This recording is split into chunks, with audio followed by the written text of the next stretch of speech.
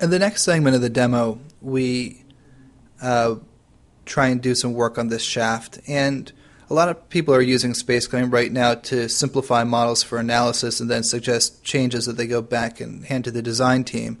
So we wanted to come up with a vision of how that might have happened back in the 60s when they were designing this transmission. So the first step of what we do here is we're just going to replace this one with the latest JT file just because we like to show working with imported geometry in everything we do. A lot of the parts we ended up bringing through other CAD systems just so that we could show that. In SpaceClaim, of course, our own parts are the same as anything we bring in from anywhere else, so it doesn't really matter where they come from. And we'll throw this thing on a drawing. It's a lot of fun to model in the drawing. It's something that we can do since there aren't any features. You can just go into any view and split things around and chop them up. And what we've done is we're starting with a somewhat anemic version of this shaft that we think is going to fail, and we're going to simplify it for analysis right now to try and make sure that it will in fact fail, and the way we expect it to when we run the analysis. And so we're showing 3 different ways. Actually, I want to pause this right here because this is my favorite tool in 2007 Plus.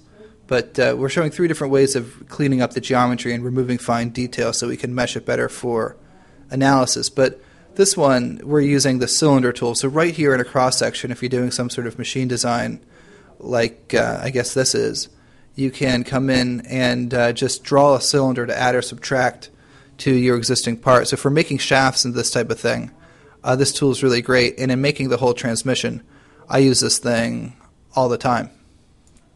Anyhow, we're just going to merge these in, and there you can see we have a very simple shaft that's suitable for running through analysis. And what we actually did is we sent it to our buddy Lee at ANSYS, who did some analysis and said, yeah, it looks like this is where your stress concentration is. And we'll put a little note about it here on the drawing. The idea here is, this isn't a detailed drawing. This is a drawing to let you know that there's a design problem to hand back to the design team or have a design review meeting around. And so you can say, hey, this is why we decide we need to make a change.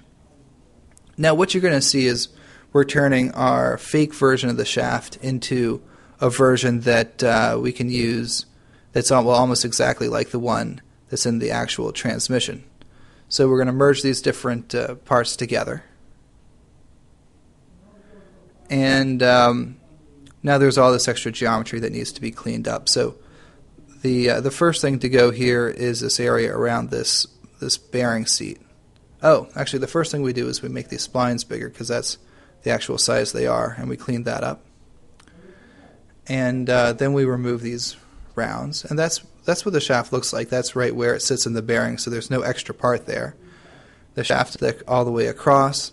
There are none of those dogs there because the gears are machined directly into the shaft. And this is just showing the versatility of our sort of these edge treatments we can give it. We went from a round to a chamfer, then we pulled it out, and that's pretty much what the actual part looks like.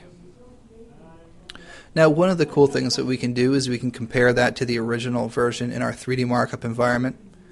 And I don't think the Volkswagen engineers who made this thing had a 3D markup environment, but we do. And we can show you that there are, in fact, some changes and document some of the significant ones, such as the size of those splines.